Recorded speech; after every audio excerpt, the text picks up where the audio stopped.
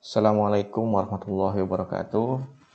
Pembahasan selanjutnya dari buku Fatwa-Fatwa Terkini terbitan Darul Haq, yaitu pembahasan tentang wajibnya pelaksanaan sholat berjamaah, ya. Dari Abdul Aziz bin Abdullah bin Bas kepada para sahabat menunjukkan mereka ke jalan yang diridhoinya serta membimbing saya dan juga mereka ke jalan orang-orang yang takut dan takwa kepadanya. Amin. Amma ba'du, telah sampai kepada saya bahwa orang yang menyepelekan pelaksanaan berjamaah mereka beralasan dengan adanya pembicaraan dari sebagian ulama. Maka saya berkewajiban untuk menjelaskan besarnya dan bahayanya perkara ini, dan bahwa tidak selayaknya seorang muslim menyepelekan perkara yang diagungkan Allah di dalam kitabnya yang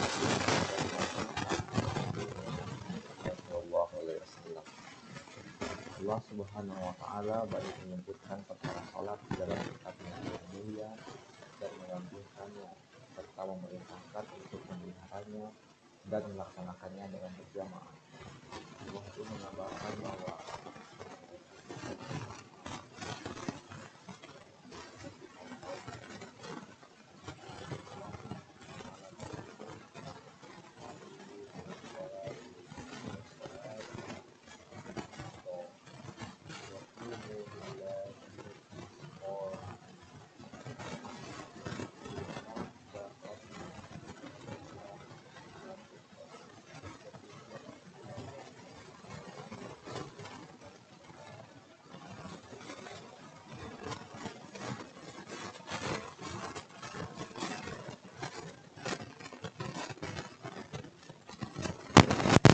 saudaranya, bahkan menyepelekannya.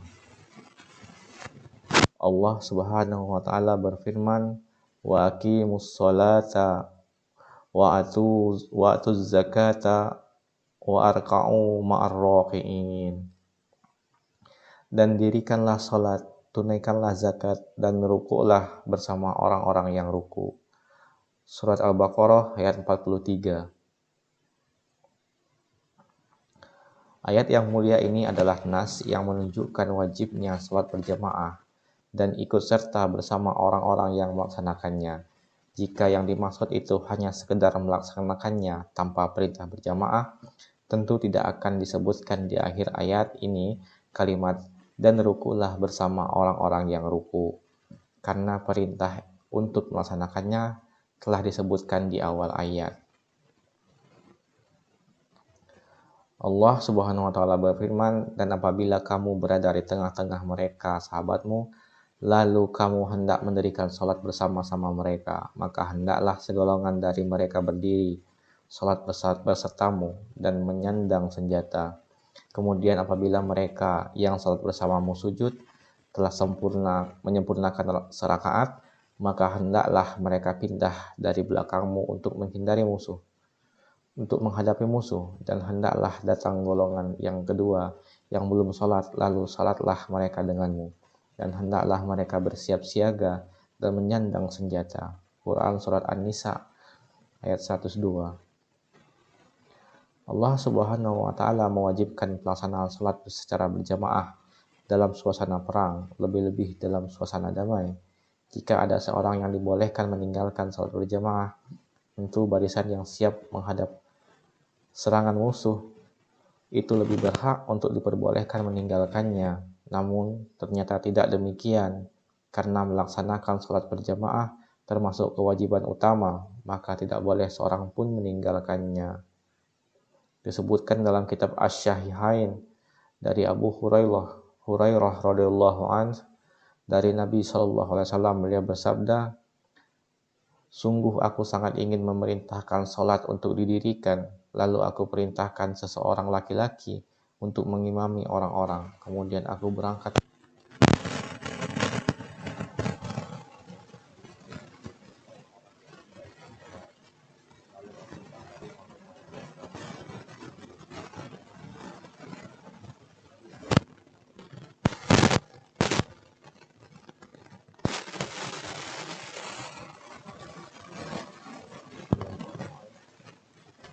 Ia berkata, aku telah menyaksikan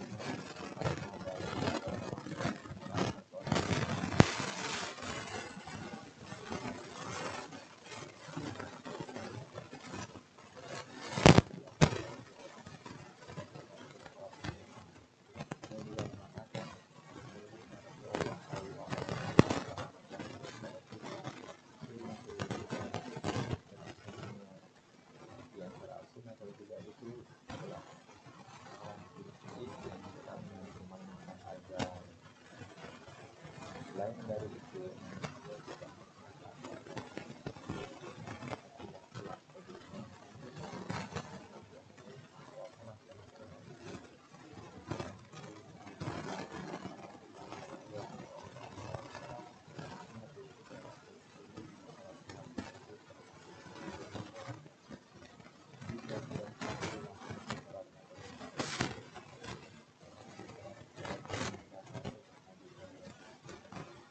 mengingatkan sunnah Nabi kalian, niscaya tersesat tidaklah seseorang bersuci dan membaguskan bersucinya kemudian berangkat ke suatu masjid di antara masjid-masjid ini kecuali Allah akan membaguskan baginya di suatu kebaikan untuk setiap langkahnya dan dengannya diangkat satu derajat serta dengannya pula dihapuskan darinya satu kesalahan.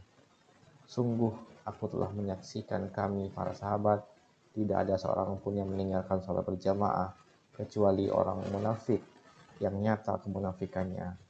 Dan sungguh seorang pernah dipapah dengan diapit oleh dua orang lalu diberdirikan di dalam saf salat.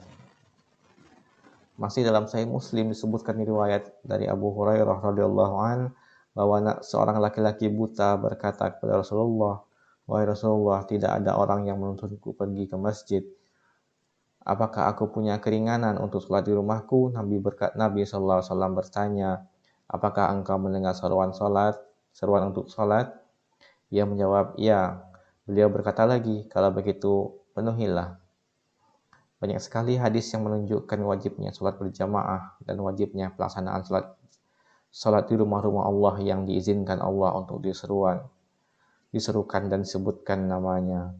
Maka wajib bagi setiap muslim adalah memperhatikan perkara ini, bersegera melaksanakannya dan menasihati anak-anaknya, keluarganya, tetangga-tetangganya, dan saudara-saudaranya sesama muslim sebagai pelaksanaan perintah Allah dan Rasul-Nya dan sebagai kewaspadaan terhadap larangan Allah dan Rasul-Nya, serta untuk menghindarkan diri dari menyerupai kaum munafikin yang mana Allah telah menyebutkan sifat-sifat mereka yang buruk dan kemalasan mereka dalam melaksanakan sholat.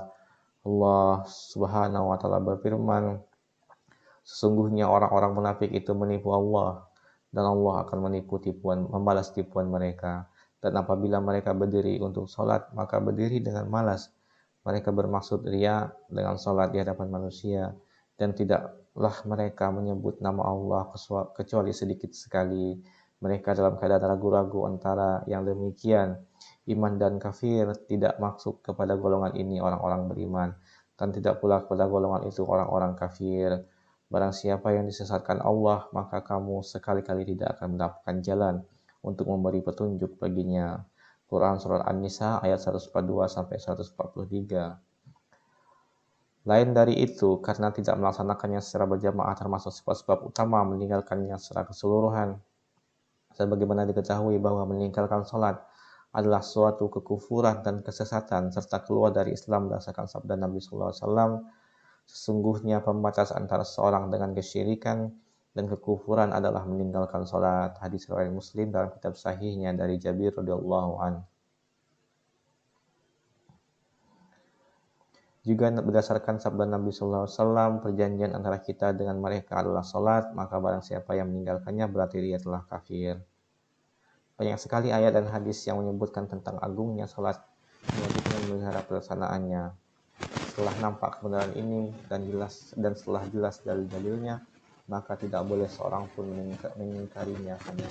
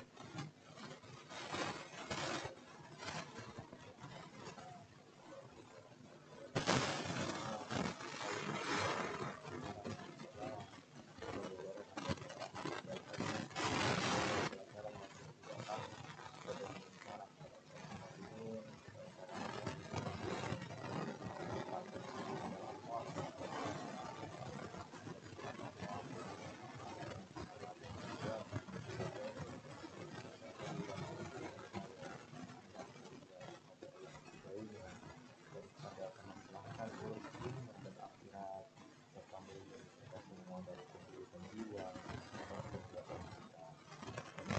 Menyukai kaum kufar dan munafikin. Sesungguhnya Dia Maha Baik lagi Maha Mulia. Assalamualaikum warahmatullahi wabarakatuh. Salawat dan salam semoga Allah limpahkan kepada Nabi Sallallahu Alaihi Wasallam.